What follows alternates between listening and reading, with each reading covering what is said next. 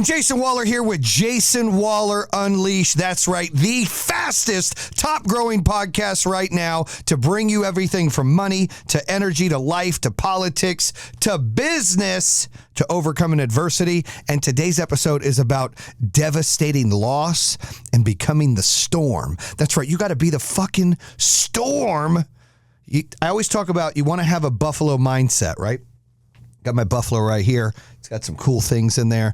So you got to have this mindset of a buffalo, but sometimes you've even got to evolve to becoming the storm.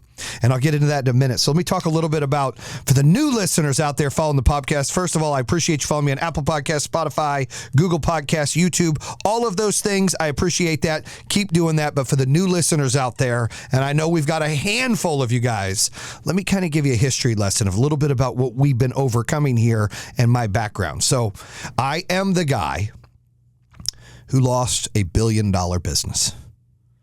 I'm the guy who had to lay off 2,400 employees. I'm the guy who had 40,000 customers wanting to own their power, to put a dent in the universe, to make a difference in the world, have a cleaner, more sustainable world for humanity, and left those customers hanging, and we had to close the doors. And it cost me about $400 million. You know, cash-wise, personally, I had to put several million into the business to wind it down and pay the final payroll. And, you know, I get questions all the time like, dude, how are you not jumping off a bridge? And how are you surviving all of this? And how are you able to manage through all this? And, you know, the truth be told, it's hard. I didn't even know what depression was until this happened. Those are facts. Like, you know, I think if I had depression, I didn't know I had depression. But after this, I knew I was depressed. I felt like, you know, I don't lose often. And, you know, we always have had good intentions to better the planet, help customers out to own their power, and to build a wonderful company with a great culture. And I think we did that for several years. For 8 years, we did that. You know, we built this company from the ground up, and it was my third company I was involved in. The first two were home security, did really well with exits. And this one, you know, we built all the way up from the ground up, and we had $1 billion valuation. We had over 54 offers for the company, 52 public offers and 52 private offers and 2 public offerings. And we had a letter of intent to go public in summer of 2022. For $1.05 billion. People like, what does that mean, go public for $1.05 billion? Well, that means we were taking the company public and it was going to be valued at $1.05 billion. That's what that means. And my stock, my options in there was north of $400 million. And, you know, what was cool is we were going to give our employees about $100 million in stock options. We had them all carved out, what employees were getting what. So it's going to be cool to have some employees become millionaires, been with us for years, change their lives. And it's just unfortunate because the media, you know, took something they didn't understand, because solar is a very complicated business. It isn't just, hey, I buy this and I walk away at the grocery store. Like, there's a lot of things that happen. Like, you purchase solar, you have to have a design done. You have to have a structural letter done. You have to have an engineered stamp done. You have to get interconnection done to have permission to operate with the utility company. You know, you go through the proposal of looking at customers' usage and what they use in their power. And maybe time of use plays a part of different times they use that power. You have to measure the system correctly. You have to design the system correctly. You have to put the system in order to try to combat what they're, you know, to reduce some of what they're using, so they're able to utilize the sun's energy and create some of their own power. Then you're able to utilize a battery to be able to store some of that power and use it at a different time against time of use and or in case there are power outages. For some of you are like, what the fuck is he talking about? My mind is blown. Basically, the solar business is complicated, but we had it locked in. Our reputation showed we were the best business out there for 8 years. We're the fastest growing. We're the largest American-made solar panel company installing American-made panels. We had more battery installations than any other solar company out there. We did everything the right way. We had 5 NFL stadiums that got solar from us. We had a Major League Baseball stadium that got solar. We had a college stadium that got solar. And like I said, almost 40,000 customers raised their hand, wanted it.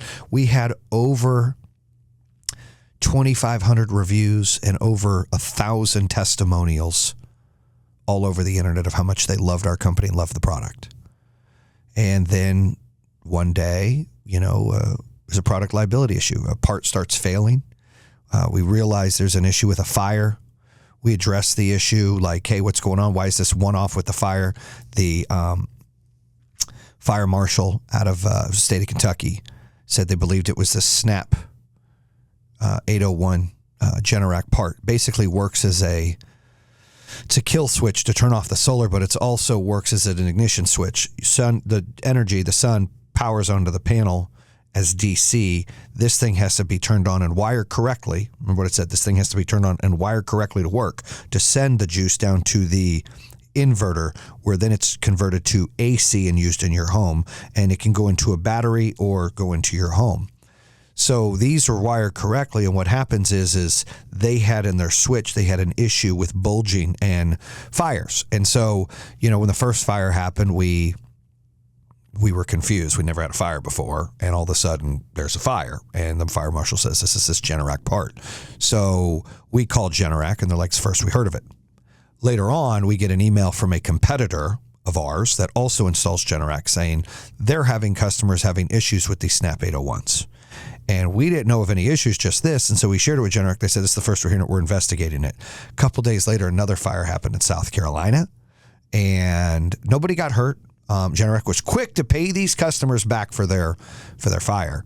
And we were like, there's a problem here. And so we got on the horn with their executive team immediately.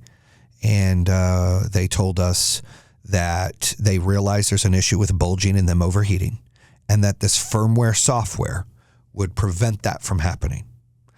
Didn't say it would do anything else. They said, look, that will prevent that from happening. We're all good here. We're like, are you sure? Remember, this is a publicly traded company worth $12 billion. We're like, are you sure? They're like, yes. Okay. Got emails, all of that stuff, right?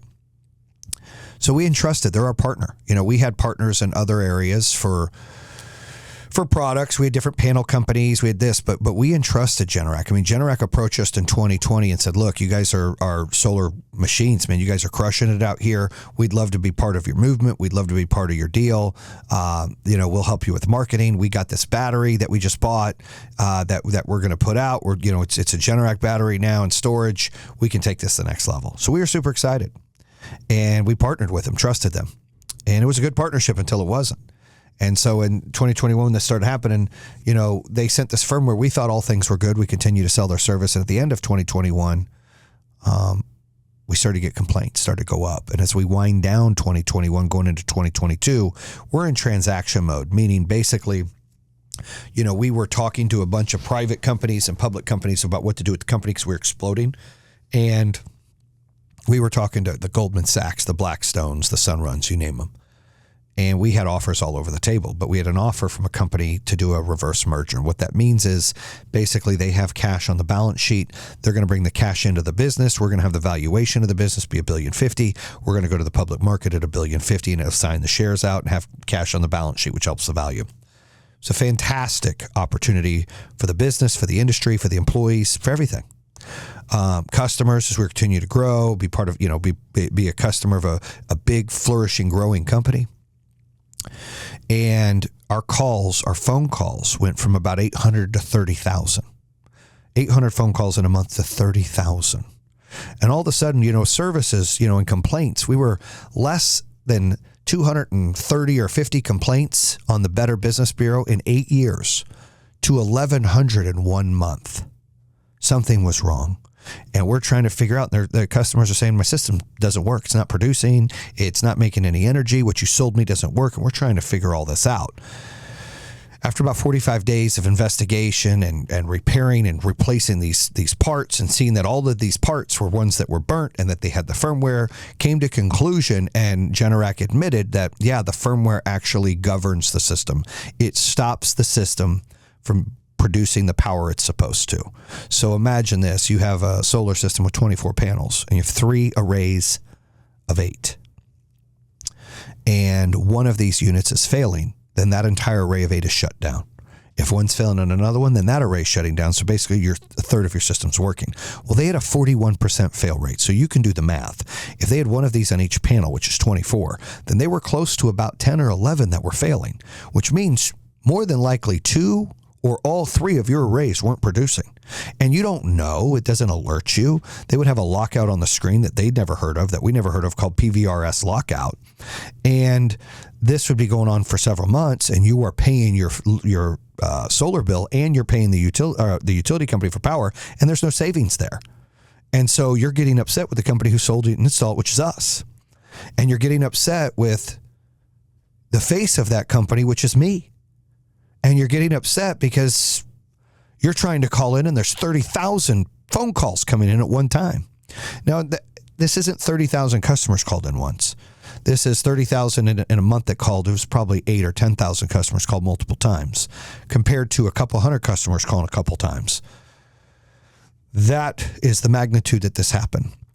And Generac took some ownership, sent out a letter, and should have taken more ownership, should have done a national recall. We asked for it at the beginning when we found out about all this. We asked for it during this process. They continued to hide from the truth. They weren't divulging all the information they knew. We believe that they hid a lot of things from us and kind of used us as the scapegoat. And we believe that during this process, as this became bigger, they kind of just let us fall. And it ended up costing our company around $190 million in 2022. And we did everything we could do to survive and stay open. We had layoffs and adjustments. And we even got to the point where we changed companies we were selling to and filed a lawsuit against Generac for over $1 billion. And the things turned around. The sales were back up. The BBB gave us our A+ rating back again, everything. And they cited that we quit using Generac. So things were on the up and up. We ran out of cash. And for those out there that have a business, you ran a company, you run out of cash, that's it. And you know, I've opened companies before and lost money the first 2 years usually when I open a company. It takes a couple years to be profitable. So you got to have some cash to invest in it. And I've been blessed. You know, my first company, I didn't have any cash, but second company. But with Power Home, we lost money the first 2 years. It took time. We started making money year 3. I put everything I had into it.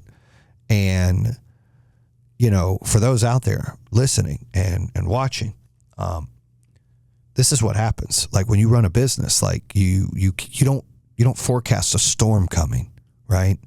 And this storm came, and we could have ran for the people like, why did you keep using Generac? Well, we didn't want to leave 40,000 customers. Well, it was 20,000 Generac customers stranded, not doing anything. So we were trying to fix everybody we could. And Generac was assuring us at the time that their 801A, which was a replacement with the firmware, was a fix. And then they lied about that and said, oh, that was always a temporary fix. Here's the 802. And that's when we realized we're going to have to sue Generac because they're lying and they're hiding things from us.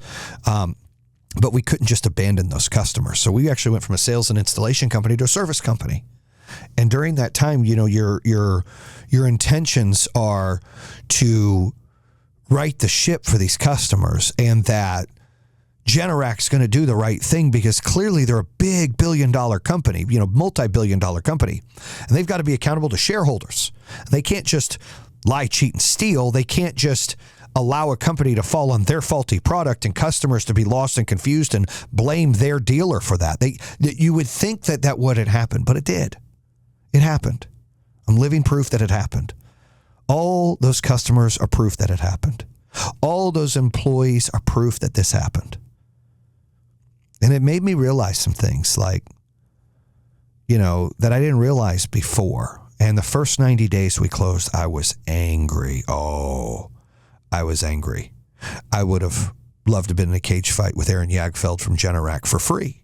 Shit, I'd have paid everything I had in my life just to be in a cage with him because I felt like he was just evil and wrong and not taking responsibility. And I was upset. My family was getting harassed. We were getting death threats. You know, this brand that we built as a great organization and company, and converting to Pink Energy, which was even more thoughtful and purposeful in this world, just died. And then my brand was tarnished and painting me something I wasn't. And it was hard to deal with. It was stressful. It was it created depression. And for those 90 days, I was angry and I was lashing and I was like, I wanted everyone to know the truth. And I got defensive. Like, you got to know. And I was sharing every little thing on Generac. And I look back and I'm glad I did, because since then there's 5 class action lawsuits against Generac on this. 5, not 1, not 2, not 3, not 4, 5 in multiple states that we're not even in.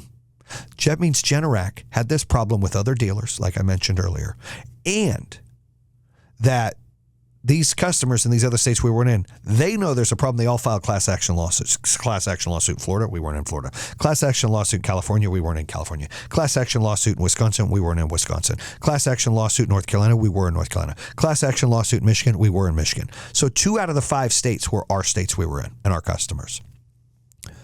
That says something, right? Eventually, karma and the accountability circle have to come into play. The other thing that they've had is a securities fraud lawsuit against them and their executive team for not being truthful about the faulty part, being dishonest, and then not sharing how big of a partner we were to them on their renewable energy space. And those are things that had I not been vocal about, they may have got away with a lot more.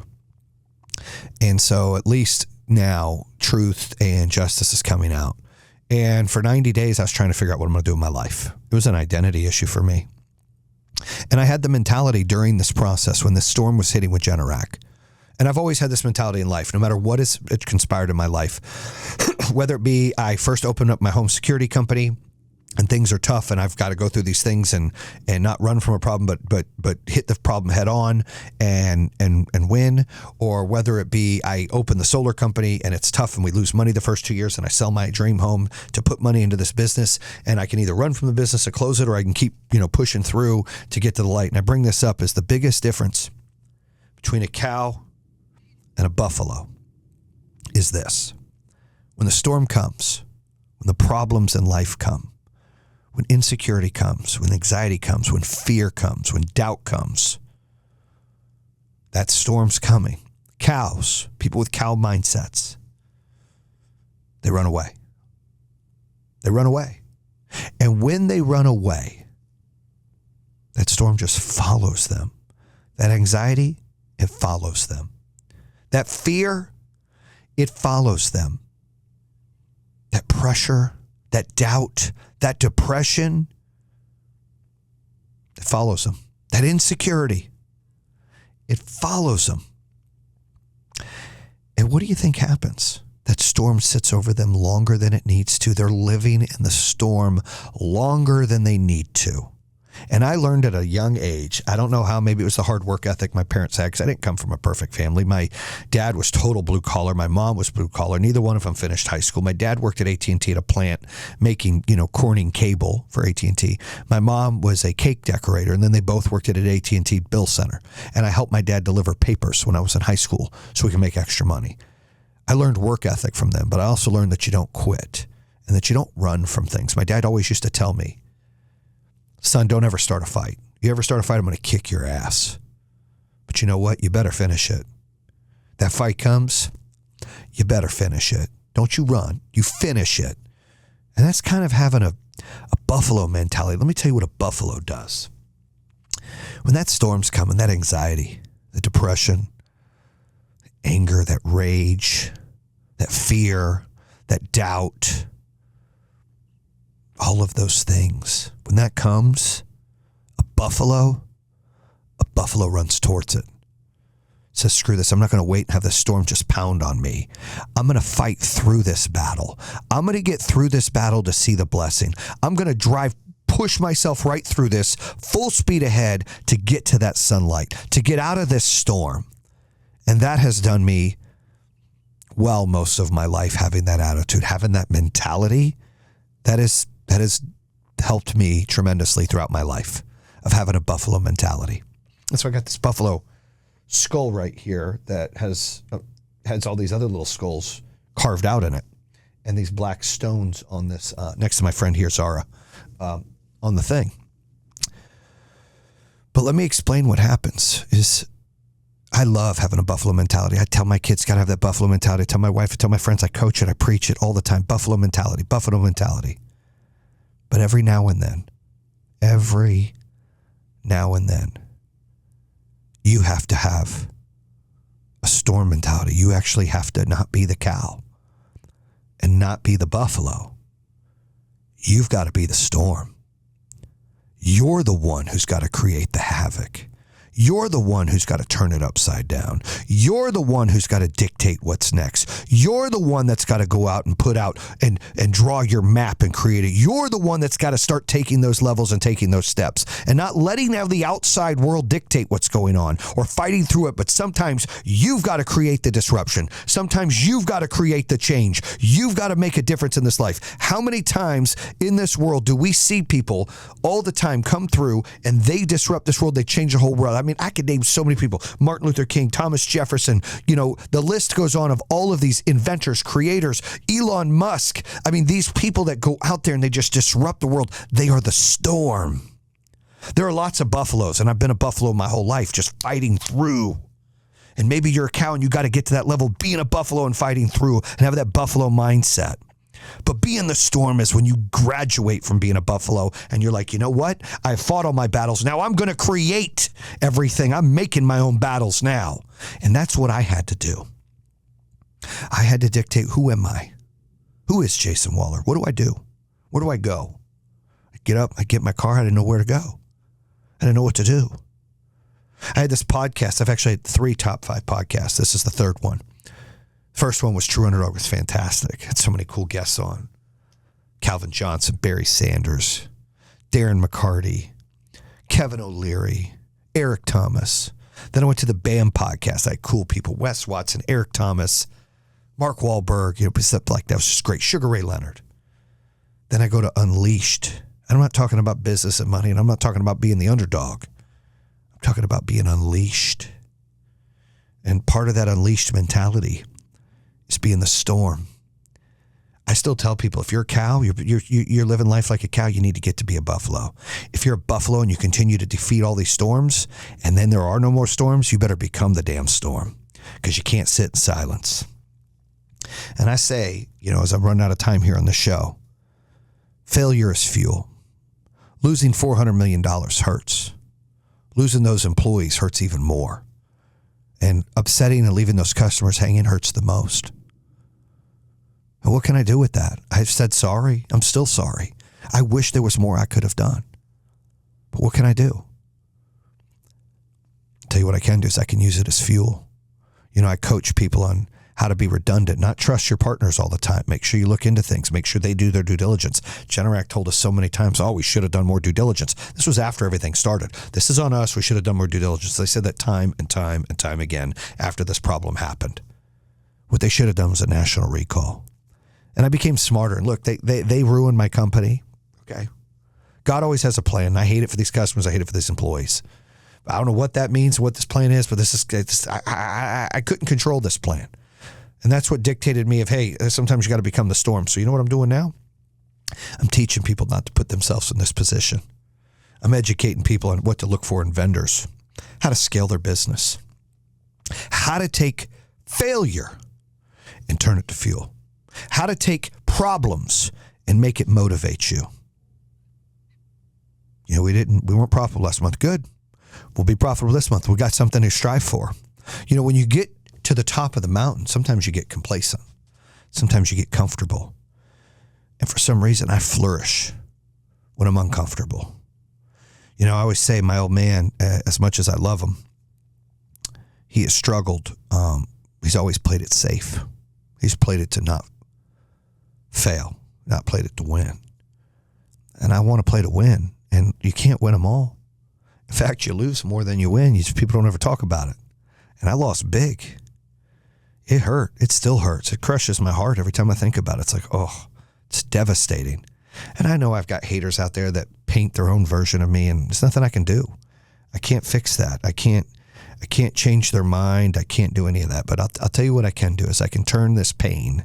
I can turn all of the depression and the devastation and all of the failure into fuel to make a difference, to change lives, to educate people, to share the knowledge on the Generac situation for other solar companies out there.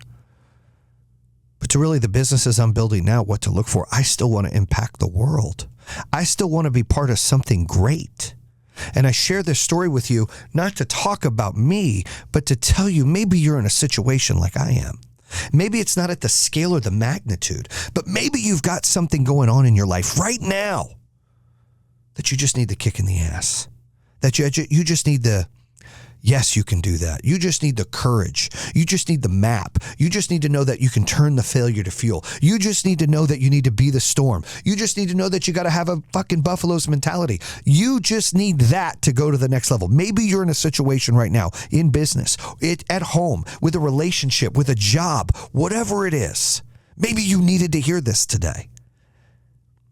It's all relative. It doesn't matter how big my company was and how small yours is. It's all relative. Guys, the decisions we make, the things we learn about our decisions,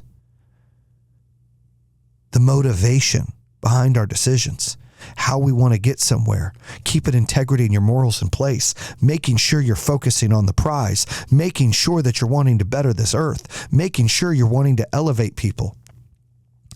It's all the same, whether it's a small scale or a big scale. You know, people ask, why do you do the podcast? Do you get paid for it? I don't get paid anything. It costs me money. I do the podcast because I meet people out in the lobby and like, dude, I listen to your show and it's totally motivated me. Or I meet someone at a gas station like, I love your show. I completely have decided to open my own business. Or I get a DM, dude, I had one truck cleaning cars and now I got 5 because I wasn't scared. Like, that's why I do the podcast. I do the podcast so I can share knowledge. And I do the podcast because of the great guests I bring on that I get coached from them and I get to coach them. Like, it's mentoring both ways and I build the relationships. That's why I do this podcast. That's why I'm out here sharing real, authentic, raw information. And that's what the whole show, Jayson Waller Unleashed, is about. So, and we've had a lot of things going on. I'm going to wrap it up right now. I got to get on this call. We got the Bam Fam filming. It comes out in December on Amazon. Make sure you're ready to watch that. It is going to be off the hook. It is real. It is raw. It is drama. It is, I mean, everything. It gets to dive into this Generac issue and losing $400 million. And how does it impact the family and the chaos that at the Waller's house of what goes on in each character, each person, each one of my kids and my wife, and how they play a role in their life and how crazy batshit nuts they are. All these things going on that you can enjoy. So thank you. Continue to subscribe. That's a wrap. Bam!